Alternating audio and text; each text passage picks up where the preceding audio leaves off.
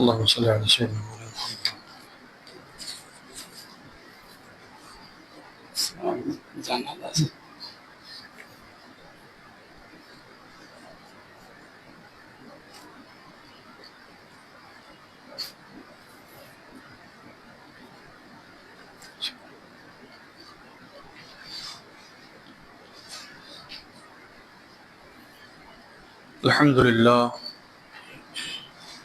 الحمد لله رب العالمين والعاقبة للمتقين والصلاة والسلام على سيد الأنبياء والمرسلين وعلى آله وصحبه وأهل بيته أجمعين. أما بعد فأعوذ بالله من الشيطان الرجيم بفضل بسم الله الرحمن الرحيم. أينما تكونوا يدرككم الموت ولو كنتم في بروج مشيدة. وأيضا قال الله عز وجل في كلامه المجيد وفرقانه الحميد في شأن نبينا رسولنا حبيبنا حبيب ربنا طبيبنا طبيب قلوبنا شفائنا شفاء صدورنا شفيعنا شفيع ذنوبنا آمرا ومخبرا إن الله وملائكته يصلون على النبي يا أيها الذين آمنوا صلوا عليه وسلموا تسليما. صلى الله على سيدنا محمد صلى الله على سيدنا محمد صلاة يا رسول الله عليكم. زرحمت کن نظر برحال زارم یا رسول اللہ غریبم بے نوائم خاک سارم یا رسول اللہ صلاة یا رسول اللہ علیکم سلام. توئی تسکین دل آرام جان صبر و قرار من رخ پر نور بنما بے قرارم یا رسول اللہ صلاة یا رسول اللہ علیکم سلام. یا رسول اللہ انظر حالنا یا حبیب اللہ اسمع قولنا صلاة یا رسول اللہ علیکم سلام. سبحان اللہ والحمد للہ لا الہ الا اللہ سبحان اللہ والحمد للہ لا الہ الا اللہ لا الہ الا اللہ لا الہ الا اللہ لا الہ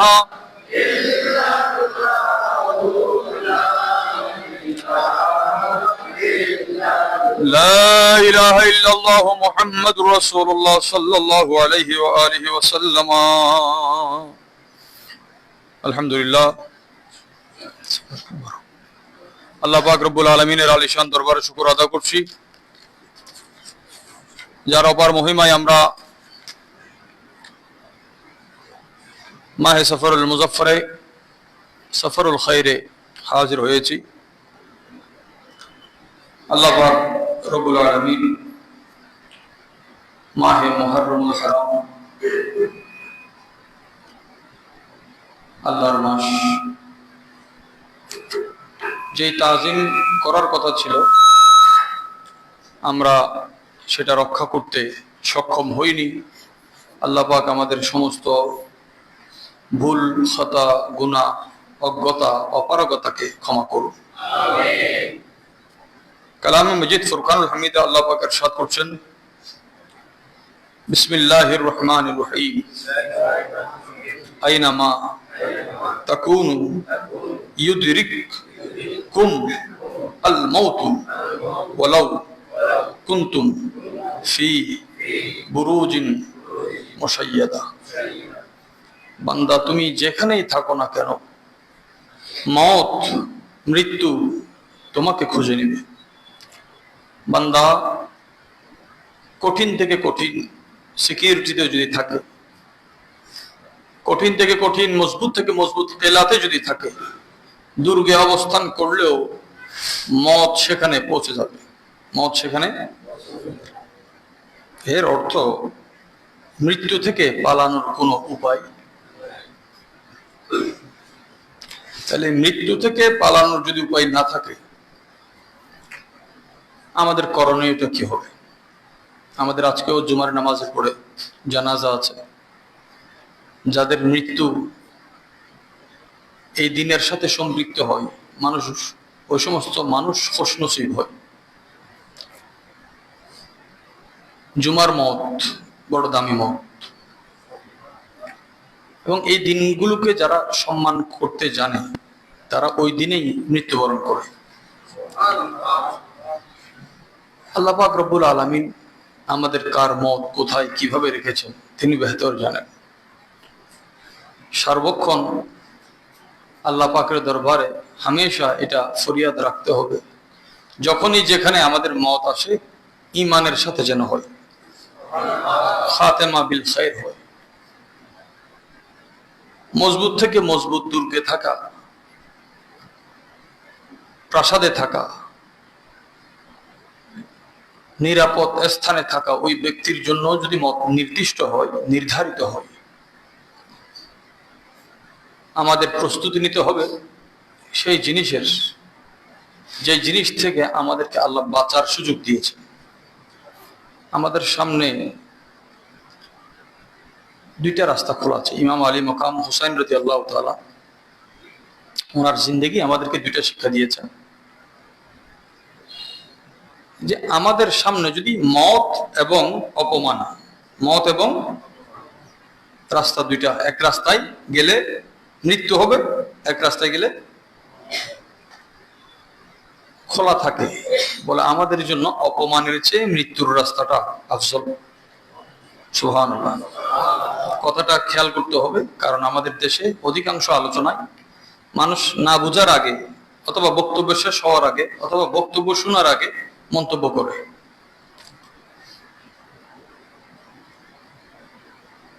মওত আফজল হবে কেন? তার অর্থ কি? আত্মহত্যা। অপমানের বিপরীত রাস্তায় যে মওত আছে, এই মওতটা শাহাদাত, এই মওতটা শাহাদাত। আল্লাহ আমাদের নসিব করুন।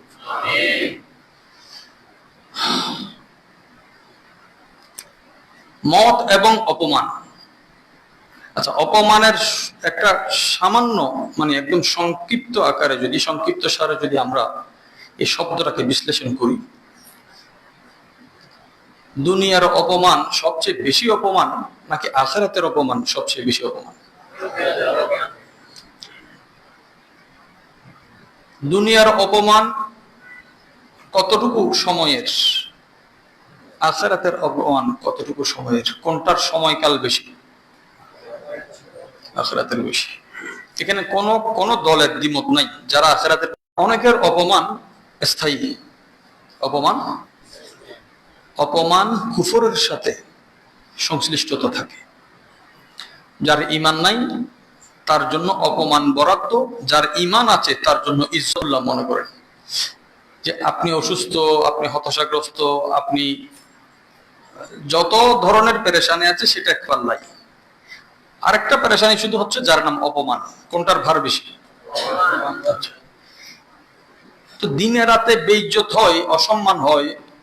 বেইজ্জত হওয়ার পরে, অপমান, অপদস্থ হওয়ার পরেও কিছু মানুষ আছে না যাদের কোনো খবর, এদের আবার কোনো সমস্যা, কারণ অপমানটাই তার জিন্দেগি হয়ে গেছে, অপমানটা তার কি হয়ে গেছে। এটা যখন স্বাভাবিক, বলছে আমি তো প্রতিদিনই শুনি, তাহলে অপমান বোধ একটা শব্দ আছে। অপমান বোধটা যদি না থাকে ওই ব্যক্তির কোনো ওয়াজে কাজ হবে না, আর কোনো কিছুই কাজ হবে না। ওই অপমানবোধটাই আমাদের জন্য বড় জরুরি। ঈমান এটাকে বড় গুরুত্ব দিয়েছেন যে অপমানবোধ যার নাই তাকে বেহায়া বলা হয়। কি বলা হয়? বেহায়া, অর্থাৎ যার হায়া, ইযা ফাতাকাল হায়া ফাফআল মা শি'তা, বলে লজ্জা যখন চলে যায় যা ইচ্ছা করতে পারবা। বেহায়া বাস হার চেয়ে ফাহিকুন। তাহলে হায়াটা কি? قال رسول الله صلى الله عليه وآله وسلم, প্যারা নবীজি ইরশাদ করেছেন, আল হায়াউ শু'বাতুম মিনাল ঈমান, হায়া ঈমানের অংশ। আচ্ছা, তাহলে ঈমানের সাথে ইজ্জতের সম্পর্ক, ঈমানের সাথে হায়ার সম্পর্ক। তাহলে বেহায়া, অশ্লীলতা, এটা মানুষ যে জাহান্নাম শব্দের কথা আসলে আমরা ভয়ে কান্না, যারা ভয়ে কান্নাও করে, শাস্তির ভয় কিন্তু অপমানের ভয় আমাদের দিলে কাজ করে।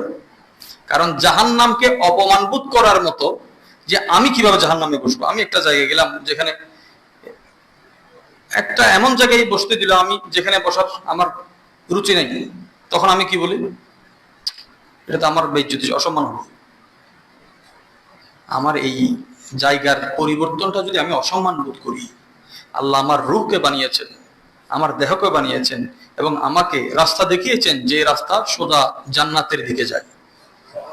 তাহলে আমার অবস্থানটা কোথায়? জান্নাত। তাহলে জান্নাত যদি আমার অবস্থান হয়, আমি জাহান্নামে বসবো কেন? তাহলে জান্নাত থেকে জাহান্নামের বৈঠকে বসা এটা কি অপমান নয়? কিন্তু জাহান্নামের বৈঠকে, মজলিসে, আসরে, পরিবেশে বসার পরেও আমরা অপমান বোধ করি। যদি অপমান বোধ নাই থাকে, আমাদের দিলে হায়া আছে।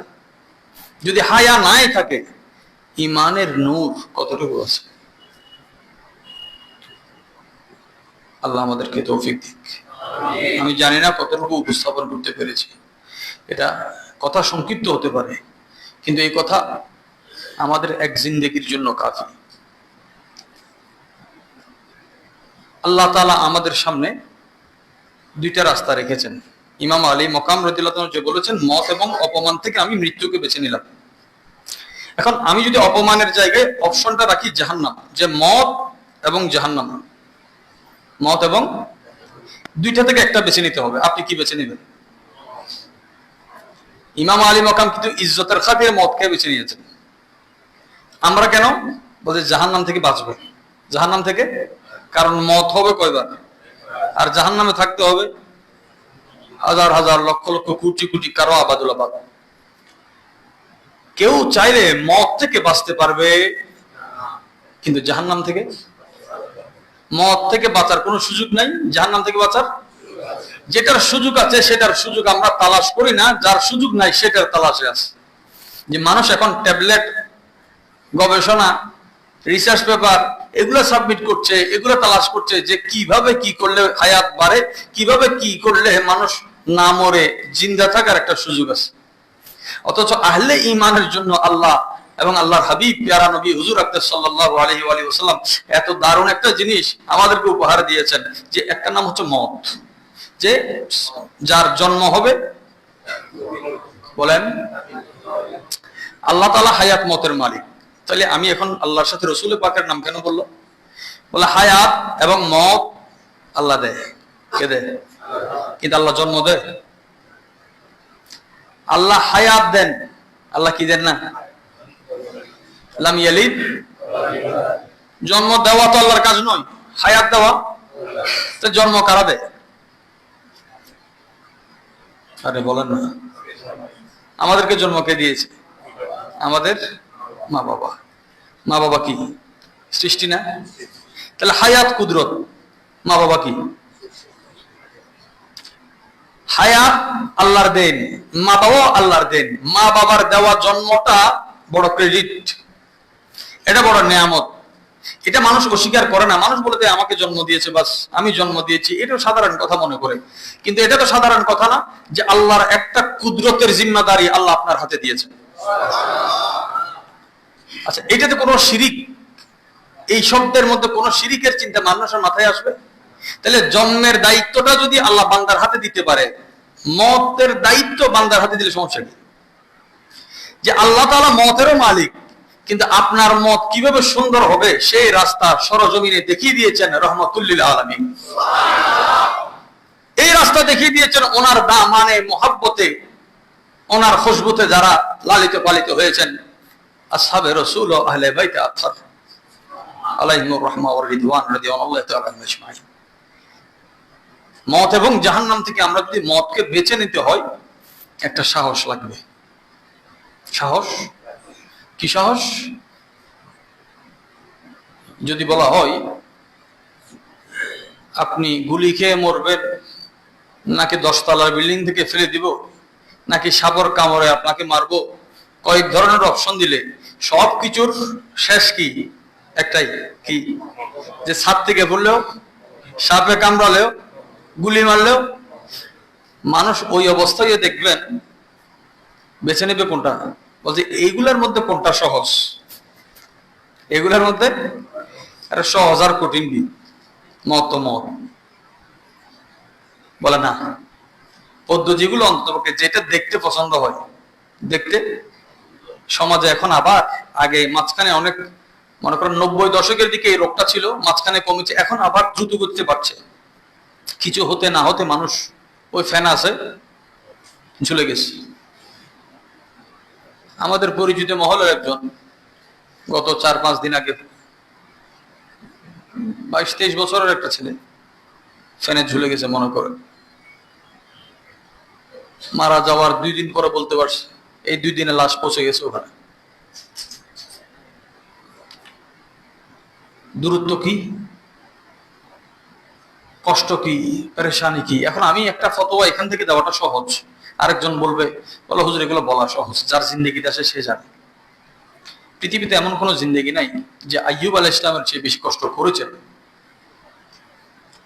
হযরত ইউনূস আলাইহিস সালামের চেয়ে কঠিন পরীক্ষা দিয়েছেন। আমার ভাইয়েরা, মুরব্বীরা, মা বোনেরা, এতক্ষণ কথা বলার অর্থ একটাই, কষ্ট বিশাল, কিন্তু ওই কষ্টকে যে পাওয়ার, ইলেকট্রিসিটি, এখানে আপনারা সরাসরি যদি লাইন দেয়, এই লাইন আমাদের এখানে আস্তে আস্তে এটা কন্ট্রোল করার জন্য আরো কিছু যন্ত্র বসানো হয়, আছে না? কি আছে? আছে না? আবার ওখান থেকে এখানে সরাসরি লাইন আসার পরে যে একটা ফ্যান চলতেছে, আবার এই ফ্যান কন্ট্রোলে রাখার জন্য একটা কি ব্যবহার হয়? এই রেগুলেটর ব্যবহার হচ্ছে, কোথাও কম্প্রেসার ব্যবহার হচ্ছে। কি একটা ফ্রিজ কিনলে আপনি ওই ফ্রিজের স্টেবিলাইজার ব্যবহার করতেছেন, যে একটা শক্তিশালী ধাক্কা আসলেও এটা যাতে কন্ট্রোল হয়ে ভাগ ভাগ হয়ে যায়। দিন এত মজবুত আপনাকে প্রোটেকশন দিবে। কঠিন থেকে কঠিন, বিশাল থেকে বিশাল পেরেশানি আপনার কাছে এসেছে, সেটাকে কিভাবে স্মুথলি কন্ট্রোল করতে হয় সেই পাওয়ারটা আল্লাহ এবং রাসূল আপনার হাতে দিয়েছেন। ওই পাওয়ারের নাম দ্বীন আল ইসলাম। যে দিল এবং মানসিক ভাবে পেরেশানি মুহূর্তের মধ্যে নদীতে প্লাবিত হচ্ছে। আপনারা দেখছেন যে এলাকায় বাঁধ আছে, অনেক এলাকায় ডুবে গিয়েছে, কিন্তু বাঁধের কারণ অনেকেই বেঁচে গিয়েছে। কিন্তু বাঁধ ভাঙলে, বাঁধ ভাঙার ক্ষতিটা আমরা জানি। আল্লাহ তাআলা আমাদের জিন্দেগিতে যেই আদর্শের বাঁধটা দিয়েছেন, এই বাঁধটা হচ্ছে দ্বীন। কেউ যদি মনে করে না এটা তো আমার স্বাধীনতা হস্তক্ষেপ, এটা আমার স্বাধীনতা কে হস্তক্ষেপ করছে, স্বাধীনতা হরণ করছে, সে কি করলো? এই বাঁধের আমার দরকার নাই, আমি স্বাধীন মানুষ, বাঁধ খুলে দিল। বাঁধ খুলে দেওয়ার পরে তার অস্তিত্ব কি হয়? বিলীন হয়ে যায়। তদ্রূপ আমাদের আদর্শিক জিন্দেগির মধ্যে যদি কেউ স্বাধীনতার নামে, আধুনিকতার নামে, সভ্যতার নামে দ্বীনের দেওয়ালকে তুলে দেয়, পৃথিবীর অনিষ্টতা থেকে সে কখনো বাঁচতে পারবে না। আল্লাহ তাআলা যেটাকে কোরআনে পাকে বলছেন 103 নম্বর সূরাতে, ওয়াল আস, ওই যুগের কসম, সময়ের কসম, আসরের কসম, ইন্নাল ইনসানা লাফি খুসর, নিশ্চয়ই মানুষ, অবশ্যই অবশ্যই মানুষ ক্ষতিগ্রস্তের মধ্যে, ক্ষতিগ্রস্ত আছে, ক্ষতির মধ্যে আছে।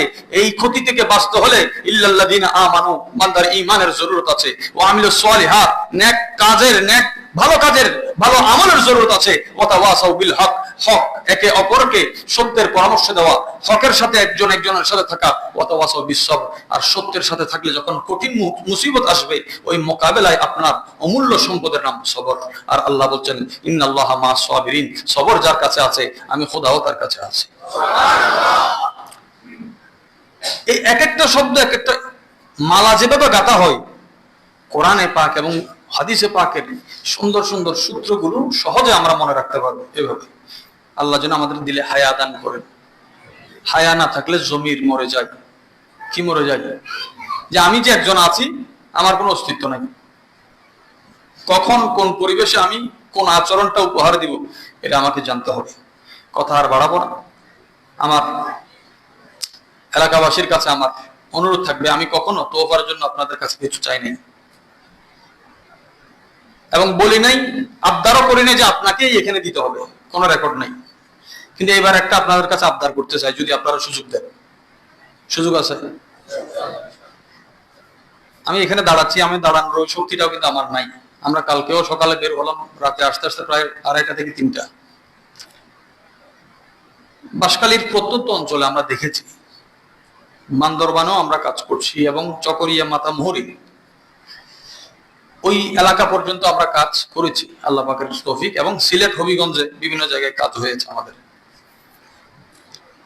আপনারা একটু দলের ঊর্ধ্বে উঠে আসেন। কিসের ঊর্ধ্বে? রাজনীতি পরে, মানবতাকে একটু তুলে ধরেন। পানি কমে যাওয়ার পরে মানুষ মনে করে দুঃখ কমে গেছে। পানি কমছে কি? আমরা দূরে যারা আছে আমরা মনে করছি আরে কি কমে গেছে, পানি কমে গেছে। কালকে এক ঘরে গেলাম, 4 ভাই মিলে, ওনারা যৌথ ফ্যামিলিতে থাকতেন, কত সুন্দর ফ্যামিলি।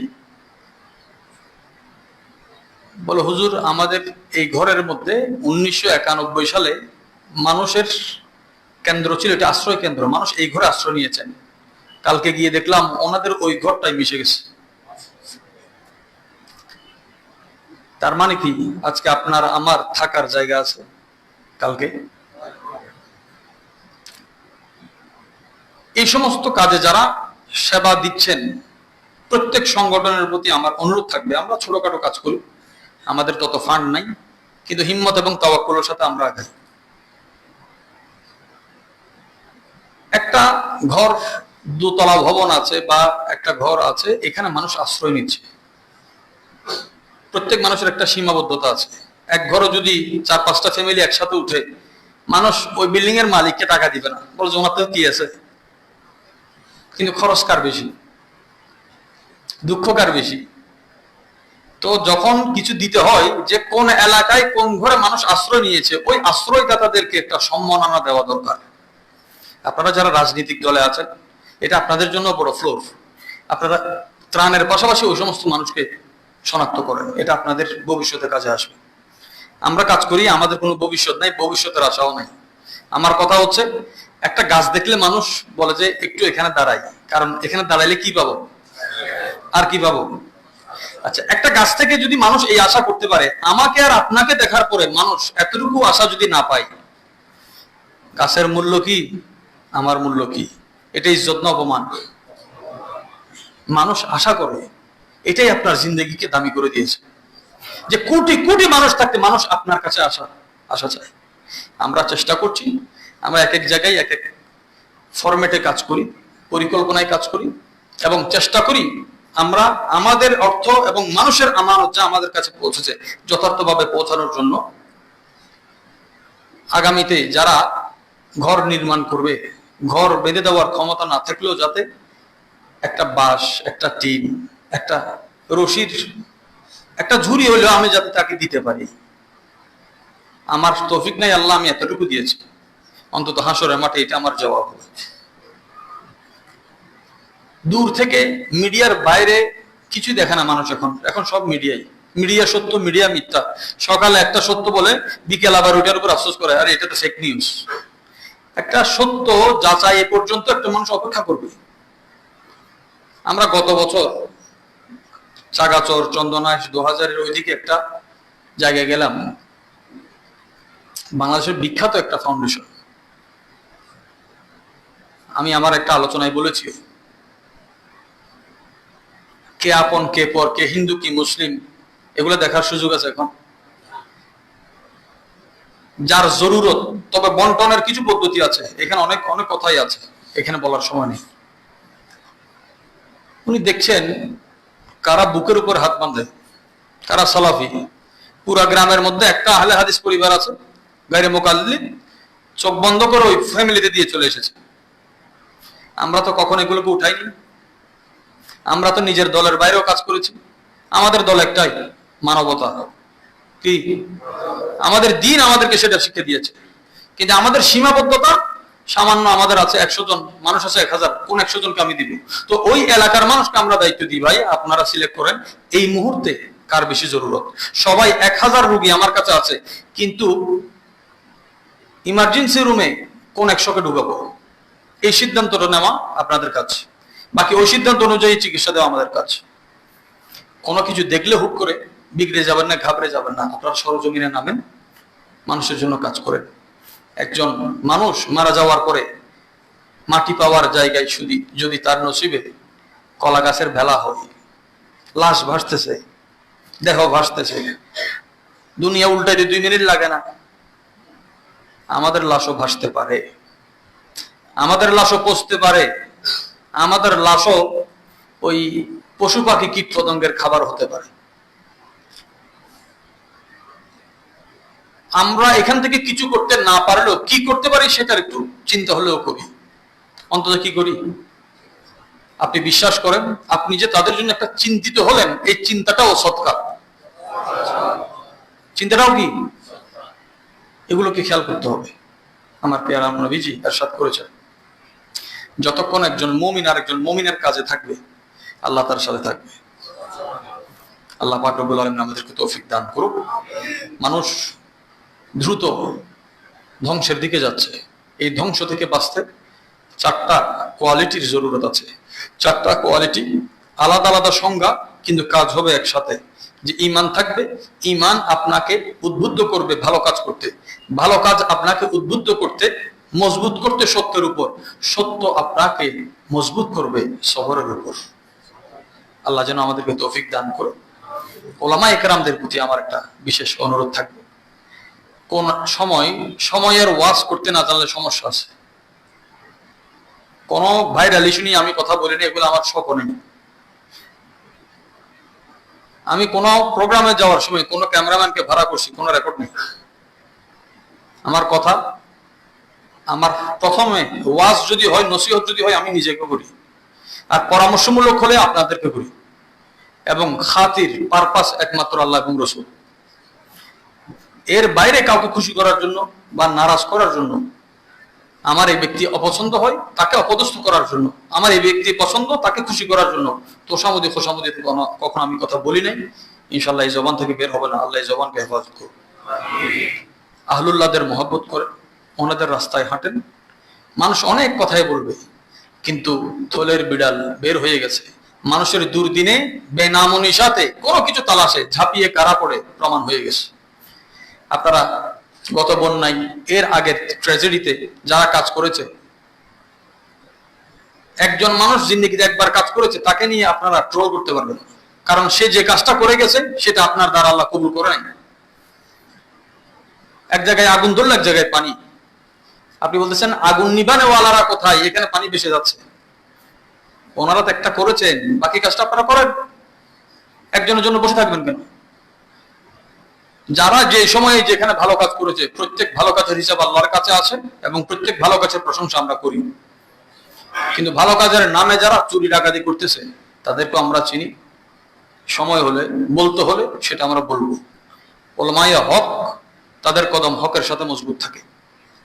সুতরাং যারা যেখানে কাজ করছেন, আপনারা এগিয়ে যাবেন। যে সংস্থার সাথে আছেন কাজ করুন, সমস্যা নাই। তবে নির্ধারিত পুঙ্খানুপুঙ্খ আপনারা নজরদারি রাখবেন, সঠিক আমানত যাতে সঠিক জায়গায় পৌঁছে। আল্লাহ তৌফিক দান করুক। এবং তোফা থেকে, এটাই দাওয়াত, তোফা থেকে যে ঘর নির্মাণ হবে সেটার জন্য আপনারা প্রস্তুতি নেবেন। আমার তৌফিক নাই, তৌফিক থাকলে আমি অন্তত একটা ঘর বাঁধতাম, 10টা ঘর বাঁধতাম। এটা নিয়ে আমরা পরিকল্পনা আকারে, যদি আমি গতকালকে একটা মাদ্রাসায় গেলাম, ওই মাদ্রাসায় কোনো ছাত্রদের থেকে বেতন নেওয়া হয় না 1980 থেকে এই পর্যন্ত। কয় বছর? 46 বছর। কিতাব পত্র ফ্রি, সুবহানাল্লাহ। বাচ্চাদের পোশাক ফ্রি, সব ভেসে চলে গেছে। কাজ করছে এমন মানুষ আছে 40 বছর ধরে, আমি জানি না। কোরবান ইমাম আহলে সুন্নাত আল হাশিমি রাহমাতুল্লাহ আলাইহি ওই মাদ্রাসা উদ্বোধন করেছেন। নূর থেকে নূর বের হয়। তিনি শুধু নূরুল ইসলাম নয়, নূরুস সুন্নাহ, আল্লাহর হাবিবের সুন্নাহকে তিনি আদর্শের সাথে আবাদ করেছেন। দেখেন, ওনাদের নাম আমি কখনো মুখে নিই না, এটা আমার শান হিসেবে নিয়েছি, নাম নয়। কাজ করার অনেক অনেক জায়গা আছে। আপনার আস্থাভাজন জায়গায় আপনারা কাজ করে, একটা সংগঠন দিয়ে কোনো কাজ হবে না। 10 লক্ষ মানুষ ক্ষতিগ্রস্ত, আপনি একা কি করবেন? 10 লক্ষ মানুষের বিশ্বাস তো আমার প্রতি নাই। মানুষ আমাকে কেন দিবে? আর আমাকে দিতেই হবে কেন? একটা সংগঠন নয়, এই ধরনের পরিস্থিতিতে কোন একটা সরকার, কোন একটা দেশ চাইলেও মোকাবেলা করতে পারবে না।